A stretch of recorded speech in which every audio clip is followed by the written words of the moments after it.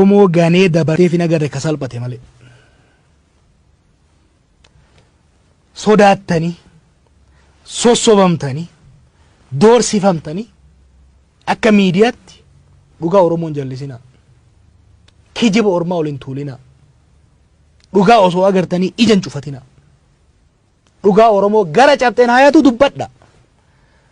Oromoo irratti zulmiin, hanni, dhiibbaan godhamuun aranee galle. Warra miidiyaati hin irraanfatinaa. Warri akka Ayyuu Abubakar Muusaa dhugaa Oromoo waan dubbataniif miidiyaa xiqqootti waan dubbataniif fannifaman. Fannifamuun isaanii maqaan isaanii seenan akka isaan wajjin bare miidiyaa Habashaa keessa ka iyyaa ture baay'eemi. Karra maqaa yaadannu meeqa? Ayyuu Abubakarii fi Abubakar Muusaa garuu yaadan. Gootummaadhaan amanamummaadhaan dhugaa irratti cichanii warreen wareegamaniif isaan wareegamaniif maqaan isaanii qabrii ol jirarra. Warri waa gaafsan garuu Haile Sillaasee jala shururuke. Darbuu jala shururuke. Mallasaa jala shururuke. Arra ilmaan isaanii isa maqaa isaanii yaamamuu hin salphatti. Wareegamni fedhe haa dhufu. Aarsaan fedhe haa dhufu. Dhugaa Oromoo irraan jallatina. Dhugaa Oromoo irraan jallatina.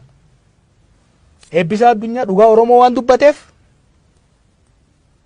mucaa kichuu harkisanii ajjeesan asitti.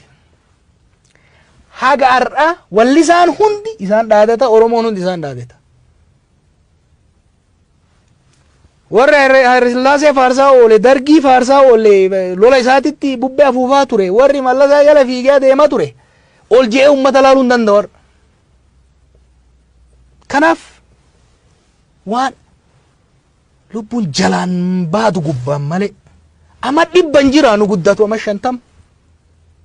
Kanaa jecha namni sodaatee haga fedhoo nyaanne boorciin kiyyaarra kanarra achi guddatu.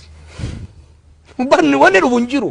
You know, sodaatanii uduban deebinaa sodaatanii duuduma jirti.